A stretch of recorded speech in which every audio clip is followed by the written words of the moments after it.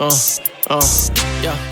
What's going on, y'all? Welcome back to Going for Two. I am Q1 Humphreys, and in today's video, we're going to be talking about the X factors for seeds 1 through 6,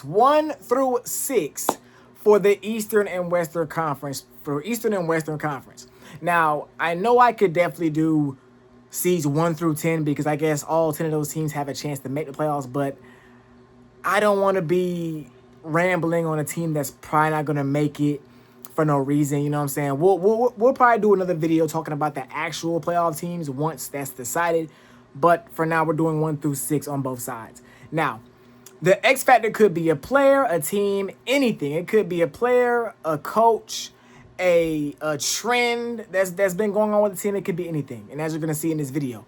But before I do that, man, make sure you hit the subscribe button, man. We are on the road to 400 subscribers. I think we're at 379 right now. I want to hit 400 subscribers, and I cannot do that without the help from you all. So please, please, please hit the subscribe button, like, comment, share with your folks. Now let's get right into it. So the first team we're talking about right now is the #1 seed in the Western Conference, the Oklahoma City Thunder. Now, OKC's been at the top of the league all season long pretty comfortably. They are a couple games ahead of the Spurs still. They're going to finish as the #1 seed. I don't think there's a shot with only, 4 or 5 games left. There's a shot they're going to move from that first seed and have home court advantage all throughout the playoffs. But my question mark for them, my X factor for them is going to be the help. And when I say the help, I mean who's going to be the help for Shai Gilgeous-Alexander on the offensive end? Because we know how good they are on defense. This is still a very, very good defensive team. But on the offensive end, and we saw it last year against the Denver Nuggets and against the Indiana Pacers, they needed some help from their supporting cast, whether it was a Chet Holmgren, whether it was a Jalen Williams who had a 40-point game in the finals. They have to have production outside of Shai Gilgeous, because Shai Gilgeous, we know we're going to get from him night in and night out. But I think the league now is at a point now where the best player is not going to simply just will his team to the finals. Not without substantial help from his supporting cast. And I look at this season. This season, they've tried to kind of mitigate, the issues that they had last year, especially when it comes to three-point shooting. They were not the best three-point shooting team last year. They're way better this year. So they went out and got a Jared McCain. And now they're running different lineups of Jared McCain and Isaiah Joe on the court together in the games. Different matches like that. And I want to see who's going to step up. And it don't got to be the same guy every day. It don't got to be the same guy every single game. It may be Chet Holmgren playing at an all-star level for a majority of a series. It may be Jalen Williams, taking over and being that second offensive guy that he was last year for them. It could be that. It could be the guys on the bench. Jared McCain. You can already, as soon as the Jared McCain trade went down, you had a feeling you were going to see Jared McCain knock down 6 or so threes in a random playoff game. You could feel it. But I think they need to have something. I think the good thing about OKC is that they do not have a solidified second best player. And I know Jalen Williams is an all-NBA player. I know Chet Holmgren is really good. But I think they all come together to be that help for Shai Gilgeous. And they're going to have to be a really good help if they want to get to the finals this year. Or win, and let alone win the finals this year. So that's my X factor for the OKC. The help, the supporting cast. Now, moving on to #1 seed in the Eastern Conference with the Detroit Pistons. Of course, the big story out of Detroit is the health of Cade Cunningham. But I don't want to just kind of take the easy route and talk about Cade Cunningham. I want to talk about Dennis Jenkins. Dennis Jenkins is important because, yes, we know Cade may miss the beginning of this series, of this first-round series. So if you got no Cade, you got Dennis Jenkins ultimately becoming the most important player outside of Jalen Duren on the team. Because he's your point guard now. He's the guy that's got to run the show. And I'm going to be honest with y'all. I've watched enough of Tobias Harris to say I don't believe in Tobias Harris as my second best player on offense. I'm at the point now where I'm not going to have no expectations from him. So I won't be disappointed. You know what I'm saying? That's just where I'm at right now with Tobias Harris. Dennis Jenkins has been big in this season. And he's going to be even bigger in the playoffs. You look at last year. Ty Jerome was the best. I don't know if he won 6th Man of the Year last year, but he was one of the leaders for 6th Man of the Year last year. And when Darius Garland was out with injury, they struggled because Ty Jerome was not the same player he was in the regular season. Could we see the same thing with Dennis Jenkins? I don't know. So I'm going to go with Dennis Jenkins. He is the X factor, at least without Cade. Now, with Cade, I'm going to go on once again kind of who's going to be that secondary scoring option. Because defensively, this is the second best defense in the NBA. I'm not worried about the defense. I'm worried about how they're going to put the ball in the basket. Because even when Cade comes back, teams are going to throw bodies at him. They're gonna show different looks at him and make somebody else have to step up in order to beat them. So number 2 for the San Antonio Spurs, my X factor for the Spurs is simply experience. Simply experience. And maybe it's more of a question mark than an X factor because they don't have no experience. This is the first time in the playoffs. This is Mitch Johnson's first time coaching, being the head coach in the playoffs. And I look at the game. I look at the game against the Nuggets on Saturday.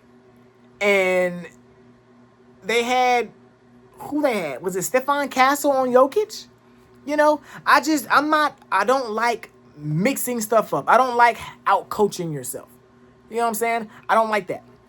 Throw Wemby on Jokic. That's the best defender on him. Unless he's in foul trouble. But I look at Mitch Johnson. I look at all these young guys. You have, maybe a couple of guys that have been in playoff series. Nobody on this team, as far as I know, maybe except Luke Cornett, has been in a long playoff. Is Harrison Barnes still on there? Yeah, I think Harrison Barnes still on this team as well. Nobody on this team, really, the core of this team, has never made a long playoff run. You got the 3 young guys in Wemby, Castle, and Harper. You got De'Aaron Fox, who made the playoffs one time and got bounced in the first round in 7 games by Stephen Curry.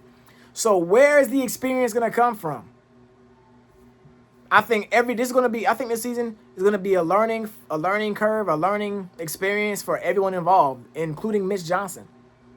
You know what I'm saying? But with all that being said, I believe this team could still potentially make the Western Conference Finals and even the finals. This is a very talented team, and they don't lose games. But I think the experience is going to be a determining factor. How much is that going to impact their success in the postseason?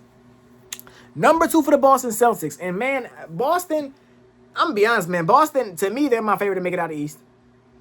And you look at it. You look at what holes do Boston really have? What issues do they have? You know, they got JT back. Jaylen Brown playing at an all-NBA level, an MVP level. You know, Derek White still playing really, really well. They're going to get Vucevic back eventually. I would say the X factor is the youth. The youth for the Boston Celtics, because this is not the Celtics team of last year. And even though they lost in the second round, this ain't the Celtics team of the last couple of years where they've had experience at every single position from the starting 5. Because you got Jrue Holiday and Kristaps Porzingis.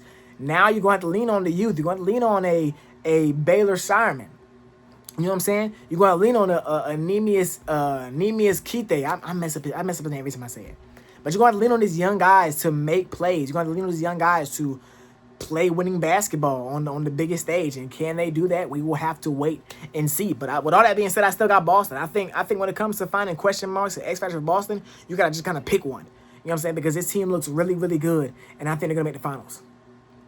Now, number 3 for the Western Conference, the LA Lakers. Once again, same thing that I said with the Pistons. It's easy to say health, you know what I'm saying? Because that's the biggest story for the Lakers. And to be honest, I think with no Luka and no AR, they're not getting out the first round. Simply because I don't think LeBron can will this team to a first round victory. Now, he may prove me wrong, but I'm looking at the guys around him. This is not a roster for LeBron. I believe this is a roster for Luka. You know what I'm saying? So we got to see what happens. But other than, getting Luka and or AR back, the biggest thing to me is DeAndre Ayton. DeAndre Ayton has to be a plus on both sides of the floor. It's really an energy thing with him. Is he engaged? Is he focused? Is he aware of what's going on? Does he have brick hands or does he have regular hands? He's got to be a plus on both sides. He's got to be. And if you look at the way the Lakers have played when they were on the win streak last month, DeAndre Ayton was playing really well. He was bought in. And we got to see that, especially if we're not going to have no Luka and no AR for at least majority of the first round, potentially all of it. Ayton going to have to be really, really good. He's going to have to be. Number 3 for the Eastern Conference, we got the New York Knicks. Now, I think X factor is Karl-Anthony Towns. Because Karl-Anthony Towns, you can't have games where he doesn't show up.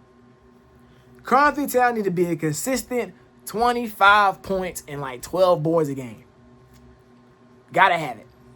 And with Karl-Anthony Towns in the last couple of seasons, his last last season in Minnesota and last year with the Knicks, there were games when he would do disappearing acts. And that's not going to work, especially with the amount of money. With the amount of money you're making. That's not going to work. You know what I'm saying? So I'm not a Knicks fan. But Karl-Anthony Towns has got to be the Karl-Anthony Towns that we know he is. He's got to be that secondary scoring punch behind Jalen Brunson. He's got to be. There's going to have to be games where he's going to be there's going to have to be games. There's going to be games where he's going to have to be the best offensive player for the Knicks. Because Brunson's seeing so much attention.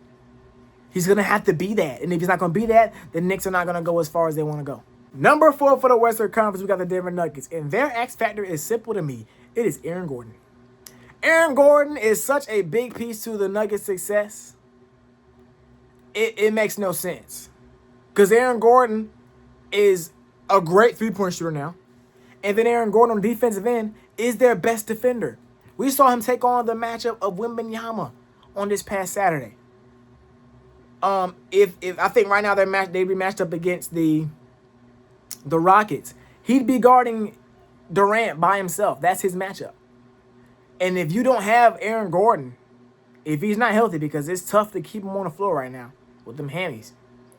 If he's not healthy, your whole team just you drop from Aaron Gordon to Peyton Watson. You know what I'm saying? And that's just not the ideal, drop off, not the ideal substitute that you want to play those substantial big time minutes that Aaron Gordon has. You know what I'm saying? So I got Aaron Gordon. I guess I can also throw in Cam Johnson. Cam Johnson has got to hit some shots. He's got to hit some shots. They need him to hit some shots. He was brought here to hit threes, but I don't know if the volume that he's hitting threes, it ain't what they anticipated. They miss MPJ. I'll tell you that right now. They miss MPJ in the volume that he would hit shots, for sure. So, yeah. Number 4 for the Eastern Conference is the Cleveland Cavaliers. Now, the X factor for the Cleveland Cavaliers is their depth. No, bump that. It's their bigs. It's Jarrett Allen and Evan Mobley. Because, man, let me tell y'all. The flashlight should be on for those two guys. Because in the playoffs these last couple of seasons, they have not been good. Jarrett Allen has struggled in every single playoff series not every single playoff. Every time the Cavs have lost in the playoffs these past couple of years, Jarrett Allen has been bad in those series. And that can't keep happening. I was on the record. I'm on the record saying that I felt like if anyone from the Cavs would be gone, it would be Allen first, not Garland.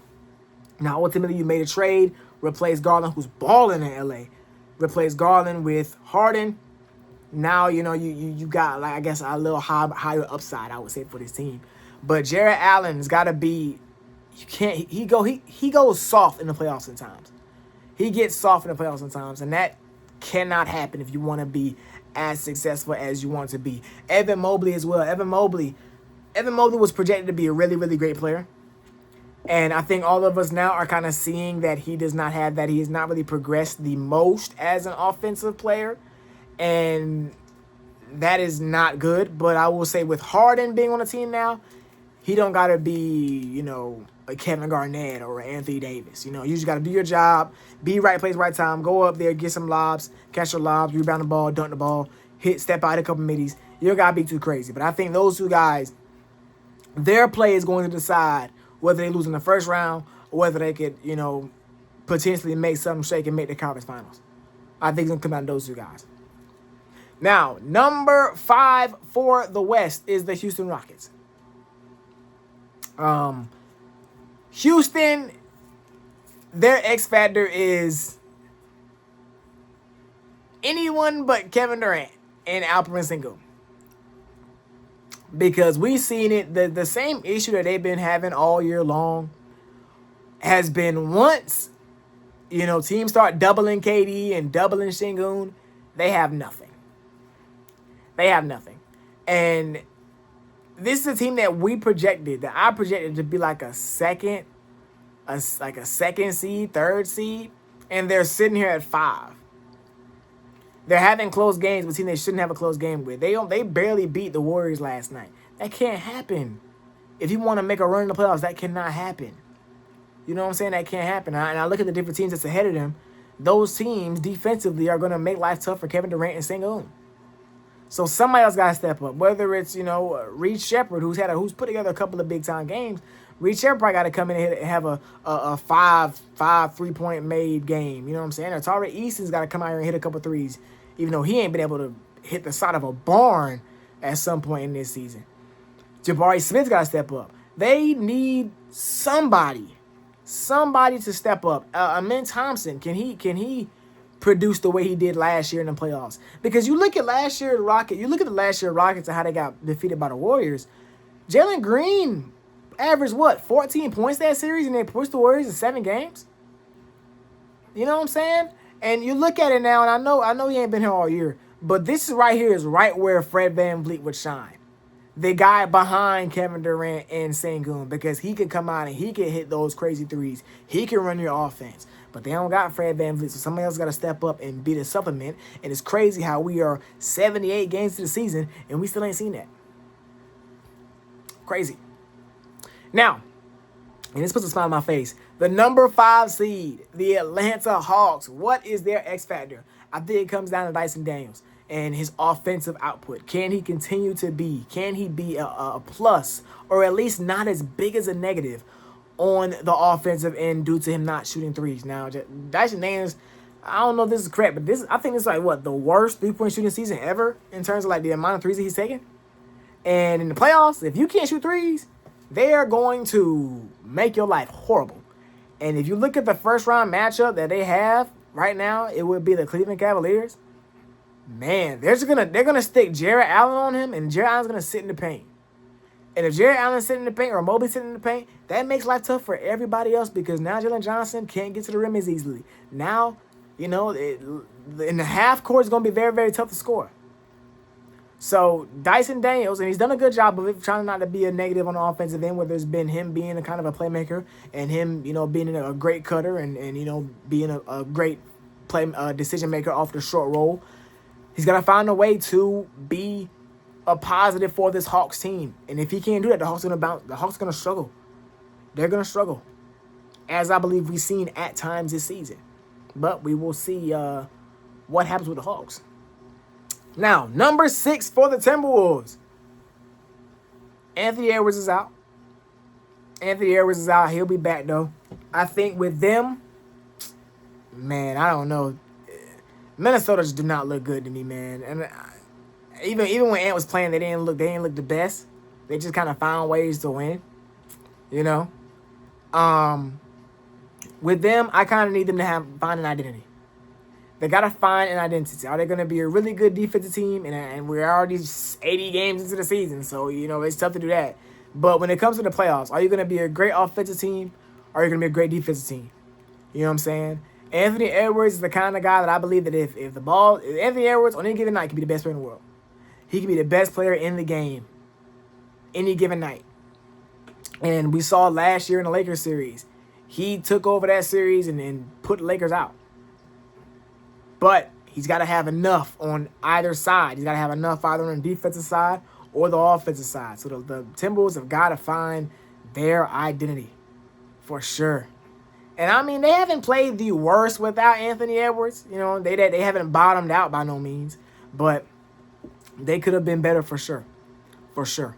And now the 6th seed for the Eastern Conference is the Philadelphia 76ers. And I know I said I didn't want to say health for X Factor, but it's health. Health and continuity. Joel Embiid and Paul George have barely played together. And we're going to stick them in a lineup to play in the playoffs. So, we'll see. We'll see how that looks. Of course, Paul George has been on an absolute heater these last couple of games. But what's it going to look like in the playoffs? What's it going to look like when a team is game planning to play you 7 times, at the most 7 times? So we're going to see what happens with them. Yeah, I don't know. I think there's a possibility that the 76ers could catch somebody slipping.